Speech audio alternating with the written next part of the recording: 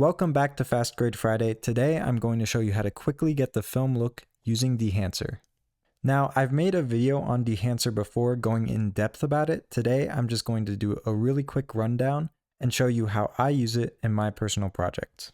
And if you don't have Dehancer already, you can get 10% off with my code FUJICINEMA. So in the description, I'll leave a link if you want to download it.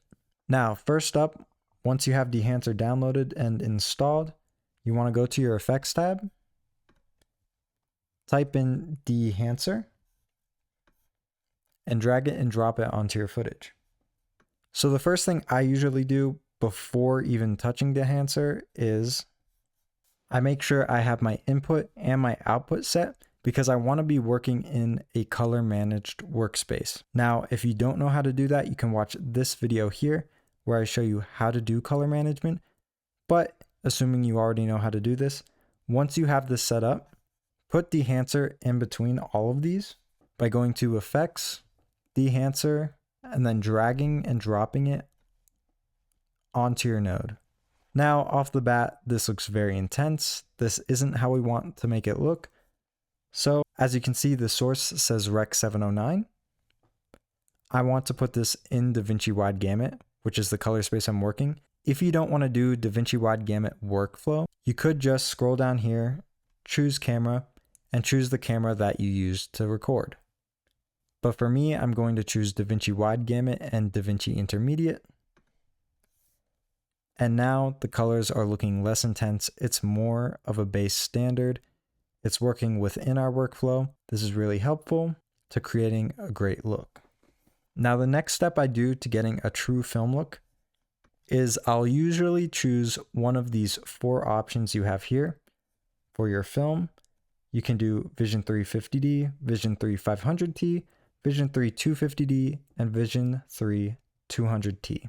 Now, these are all the film stocks that you can use today. Now, you can use other film looks like Kodak 64 and Kodak Tri-X, stuff like that. And these are just different film stocks that you could potentially film on. You have Fujifilm Eterna on here, and you also have Fujifilm Relia. I think that's how you say it, Relia. Let me know if I'm pronouncing it right in the comments below. But for now, for this scene, I think most people would shoot on 250D for this. It looks slightly overcast. If this was a bright scene, I would probably choose 50D, but right now I choose 250D. Now, obviously, you can also shoot 500T in weather conditions like this. You can choose any film stock, and really that's up to you if you were filming on the day. But let's say I wanted to choose 250D. Now down here, you can choose whether to push or pull the film. Here, if you drag it towards the push side, it creates more contrast, more grit, basically how long you want to choose to leave it in the bath. That's more technical for today's use. I'm probably just going to pull it by one stop because that's how I would do it in the real world. Now that you have that done, you can choose whether you want to print the film stock or if you want to have it go through a digital intermediate phase. For me, I'm going to choose to print my film stock. What you could do is leave it at linear if you just want this kind of look. You want it to go through filming on actual film and you don't plan on printing it, or you don't want that teal and orange look. But let's say I want to print the film stock. I want that teal and orange look. That's how I'm going to do it with Kodak. So I choose 2383. Now it's giving that teal and orange look. Looks very much like Dune because Dune actually was shot digitally and they printed on Kodak 2383. You can also add some film compression. Sometimes I do this if I want to retain some of the highlights here. In this case, I do, so I will turn that on. And with a lot of these drop downs, you have so many settings that you can use to change what you want to do. But for now, I'm just going to leave it how it is. I don't want to go into too much detail. I'm just showing you a rundown. Now, once you have all the settings up here to how you like it, you can then scroll down to film grain, film halation, film bloom, to all these extra effects. First, I'll adjust my film grain. Right now, I have it at 250, which is basically how we have it. This is how they preset it. I think this is a little bit overboard, so I can drag it down. I can even customize it to how I would think it would look, maybe like 11.2. And then for the amount, I'll drag it up a little bit until I kind of get it where I like.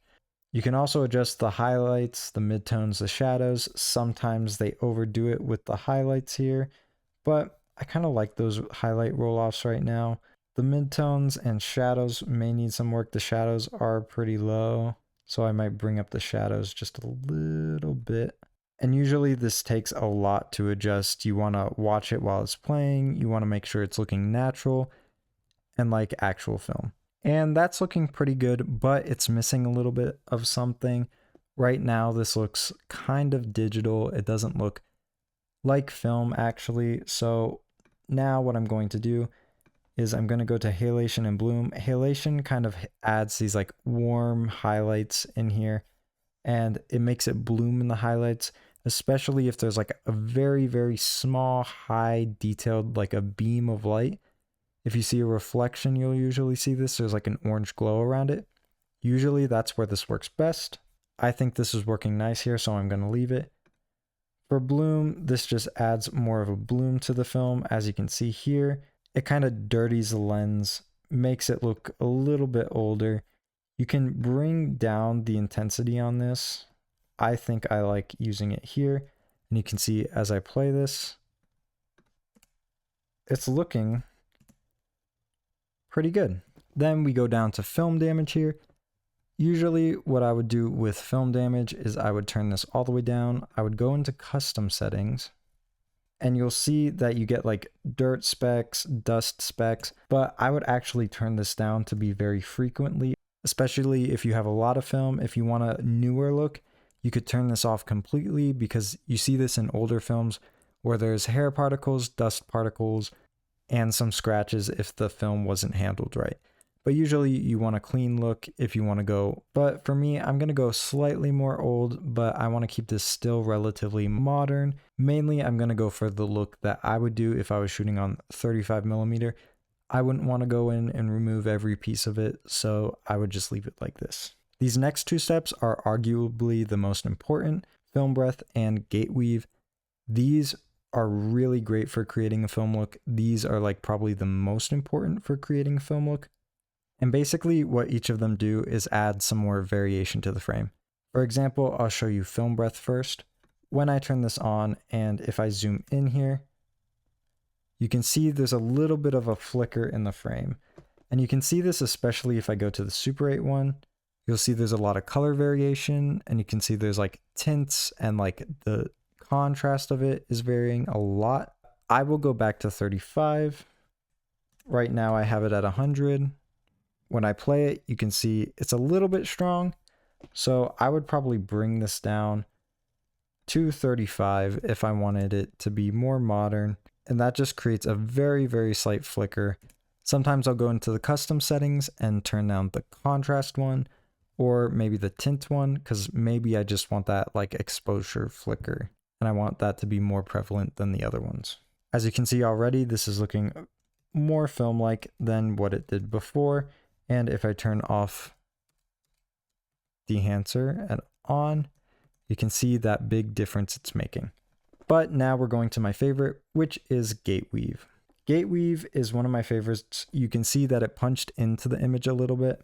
What I usually do is I go into the settings, hit custom, and then I turn off auto zoom because I don't want any information being cropped. And usually I would want to do this myself. I wouldn't want to auto zoom. I would want to zoom in to as much as I want, as much as I was comfortable cropping.